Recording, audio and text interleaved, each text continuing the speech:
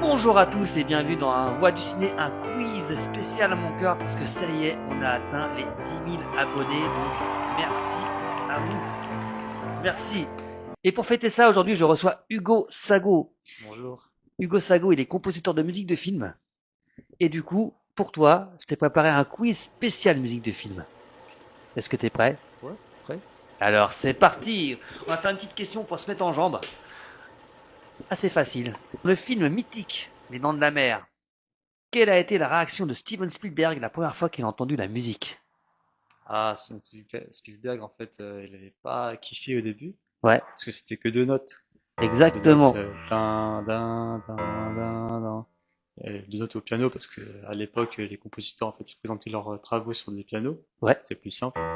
Et du coup, ensuite, quand il a mis la musique sur les images, John C. Williams, du coup, là, Spielberg, il a vraiment adoré. Il a vu, en fait, à quel point ça participait à la tension du film, etc. Eh bah, t'as totalement raison. Alors, faut savoir que la première fois qu'il a entendu, c'était au piano. Donc, imaginez-vous si vous entendez ça.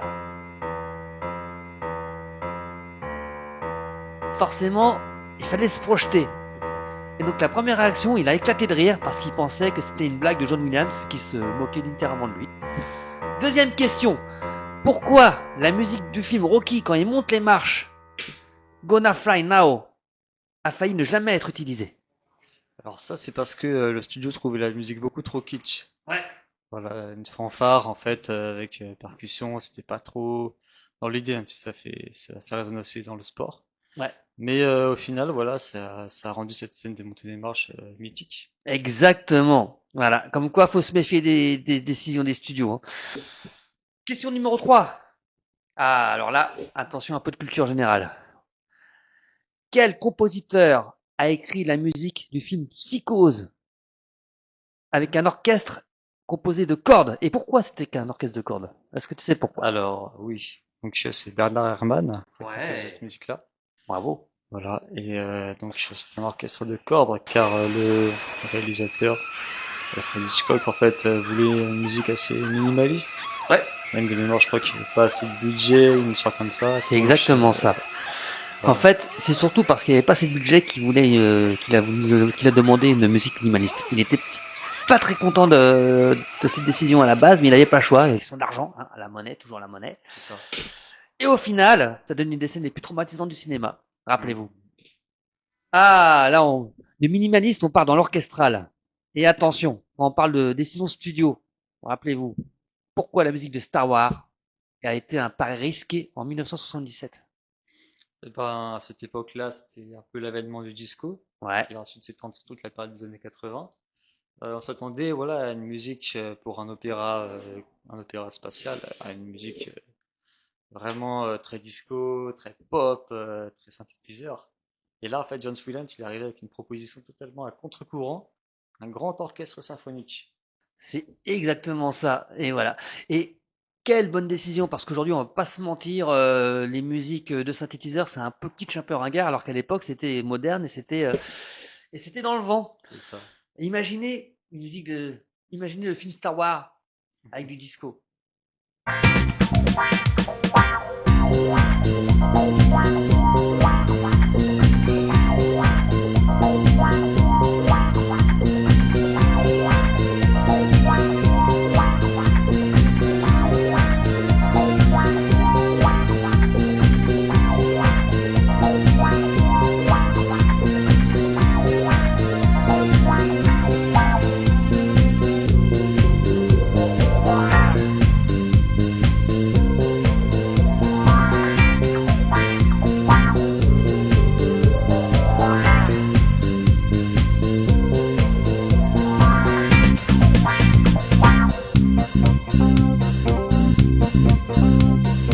Ah, ça donne pas envie, hein. Et c'est vrai que du coup, c'est une musique qui est intemporelle, alors que des musiques de Vangelis, par exemple, où c'est beaucoup plus compliqué à entendre aujourd'hui. D'ailleurs. Ouais, Je en trouve. vrai, moi je trouve pas. Ah, tu trouves? Ça a son public, hein, Vangelis quand même. Oui, oui, bien sûr. Mais Mais enfin certaines musiques, certaines, pas c'est ce que je toutes, veux pas dire. toutes. Certaines musiques sont beaucoup plus C'est vrai, c'est compliquées vrai, à entendre. c'est vrai. Ah, en parlant de Vangelis, ah bah, je viens juste te donner la moitié de la réponse. C'est pas grave. Quel célèbre réalisateur a détesté la musique de son propre film Bah, ça, avant c'est de changer d'avis? Mais avant de parler de ça, on va parler un peu de toi, Hugo. ok. Parce que toi, tu es compositeur de musique. C'est ça. Ouais. Là, on entend d'ailleurs une musique que tu as composée pour un film que tu as fait, enfin Ouais. pour un film. Voilà. Et tu as des réseaux sociaux. Parle-nous un peu de toi. Qu'est-ce qui te plaît dans la composition de musique? Moi, donc, je suis compositeur de musique de film. J'ai composé ma première musique en 2020 pour un petit projet bénévole. Voilà, j'étais passionné par tout ça et j'ai voulu me lancer dedans.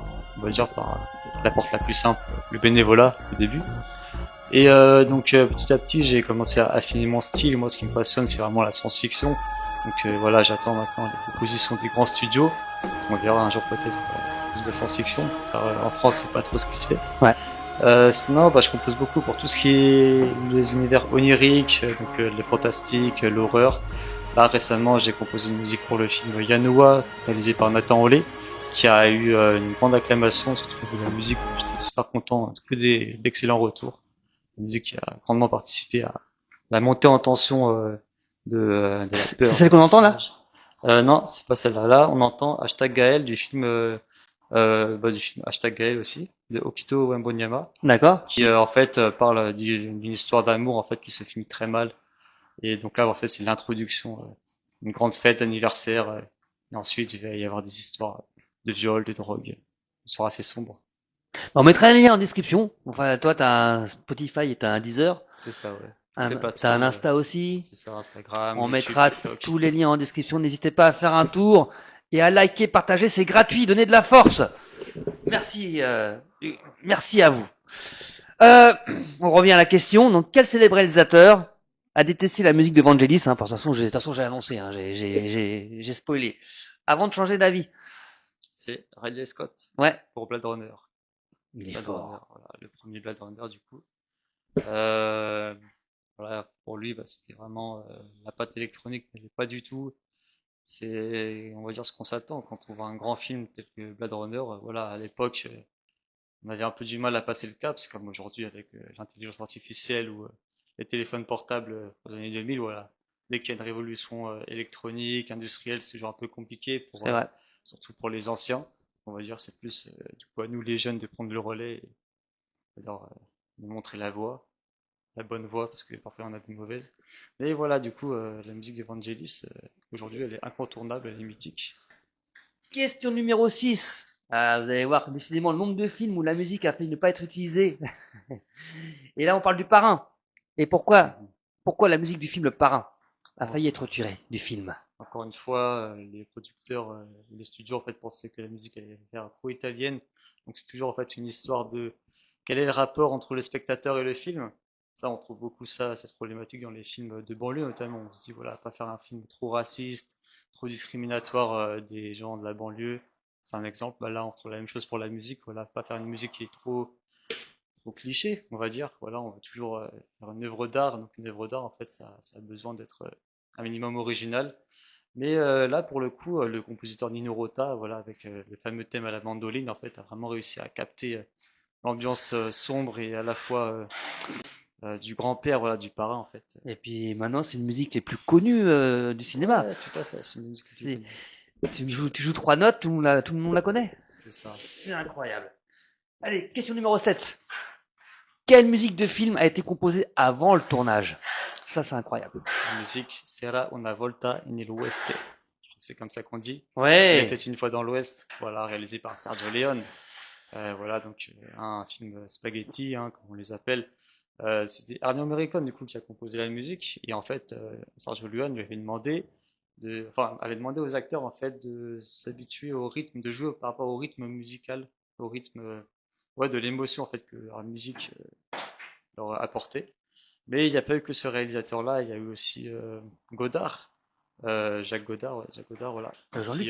Jean-Luc Godard, ouais, Ouais. j'étais pas sûr pour le prénom, voilà, qui collaborait avec Francis Lay qui était un compositeur français. Et Incroyable. en fait, à chaque fois, pareil, lui, en fait, il adaptait, il prenait la musique qu'il apportait en fait sur les tournages en fait. Et lui, il a que travaillé comme ça. Voilà, Jean-Luc Godard, c'est vraiment sa patte à C'est lui. ça. Et sur le tournage, j'ai été une fois dans l'Ouest.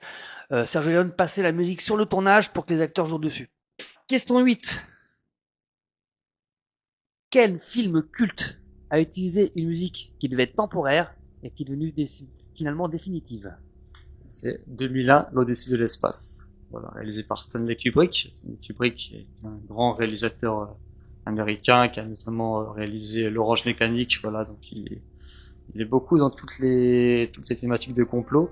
Voilà, ça. Et donc voilà, la musique qu'il a utilisée, ainsi par les Zarathustra ou d'autres, Le Beau Danube Bleu, etc. Voilà, que des musiques classiques en fait qu'il utilisait comme musique temporaire.